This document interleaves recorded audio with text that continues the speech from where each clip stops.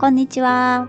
ミルです。さあ、年の瀬ですね。年の瀬覚えていますか？去年のポッドキャストでもお話ししたんですが、年の瀬っていうのは、その年の終わりが近づいてとてもね、慌ただしい時期を表す言葉です。年末と年の瀬はまた意味が違うんですね。年末というのはその年の終わりの時期ですね。そして年の瀬というのはその年のね、終わりの慌ただしい時期のことを言います。忙しいんですね、いろいろ。仕事納めがあったり、大掃除があったり、忘年会があったり、お正月の準備があったり、とにかくね、とても忙しい。これをね、年の瀬と言います。今日はね、12月の30日なんですが、年の瀬ですねっていう挨拶が多くなると思います。で、今日は、明けましておめでとうが言えない人はどんな人なのか。そして、自分が言えない人だった時に、相手から明けましておめでとうって言われた場合、どのように返せばいいのかというお話をしたいと思います。全員ではないんですけれども、例えば今年2025年に身内の不幸があった人は、2026年、明けましておめでとうございますというのは言わないんですね。基本的には。はい、全員じゃないですよ。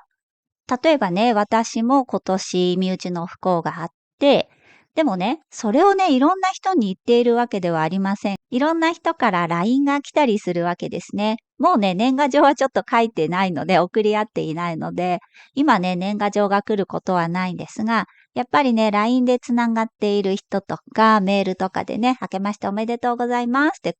メール、LINE が来るんですね。で、そういう時にどういう挨拶をしたらいいかというと、気持ちの問題と言いますか、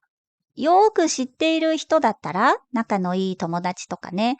年内にね、2025年にちょっと夢中だから新年の挨拶はしないからねっていうことを言えばいいんですけれども、それも言わないような関係だった場合、やっぱりおめでとうおめでとうって来るじゃないですか。そうしたら、こうやって答えるといいです。例えばね、相手から明けましておめでとう、今年もよろしくって来たら、昨年はどうもありがとう、今年もよろしく、こうやって返せばいいですね。こちらから明けましておめでとうとね、言わなくても、去年はどうもありがとう、今年もよろしくねっていう感じで返せば全然問題ないと思います。自分の気持ち的にもね、問題ないと思います。ただね、これ、講師しっかり分けて考えてもいいですよね。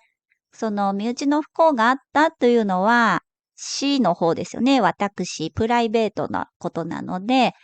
例えば本当にね、プライベートの関係の場合は、おめでとうっていう挨拶は控えて、でもね、公、パブリックの方はね、おめでとうって言っちゃってもいいかなと、自分で線引きをすることもできます。ただね、やっぱりなんとなく言いにくいなっていうことが多いと思うので、去年はありがとう、今年もよろしくって返せば一番いいのかなと思います。これは友達への返し方なんですが、もうちょっとね、丁寧にやりとりする関係だったら、昨年は大変お世話になりました。今年もよろしくお願いいたします。と書いたり、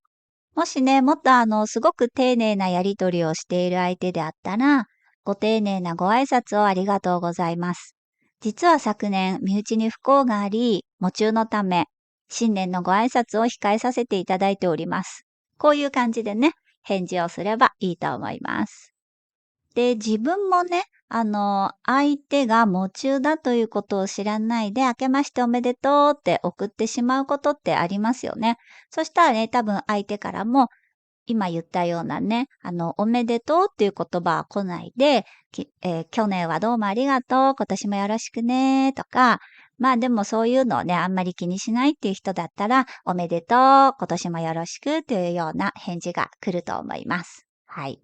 ということで、今年もあと2日です。初めてポッドキャストを出したのが2023年の12月の下旬なんですね。それから2年になりました。本当にね、ここまでこうやって続けてこられたのも、いつも聞いてくださる方、それからね、さらにはね、いいねボタンを押してくれたり、さらにはコメントも書いてくださる方の本当におかげです。本当に本当にありがとうございます。